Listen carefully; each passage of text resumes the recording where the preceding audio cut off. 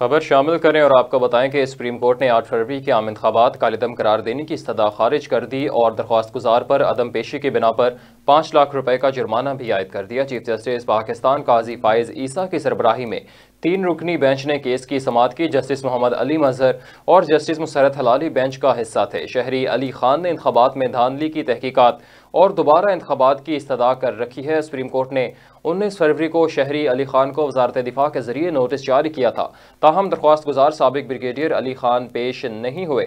Additional attorney general نے عدالت کو بتایا کہ علی خان کے گھر پولیس بھی گئی، وزارت دفاع کے ذریعے نوٹس بھی بھیجا، علی خان گھر میں نہیں ہیں، نوٹس ان کے گیٹ پر لگا دیا گیا ہے۔ چیف جسٹس پاکستان قاضی فائز عیسیٰ نے استفسار کیا کہ علی خان کون ہے۔ ایڈیشنل اٹارنی جنرل نے بتایا کہ یہ سابق بریگیڈیئر ہیں جن کا 2012 میں کورٹ مارشل ہوا تھا۔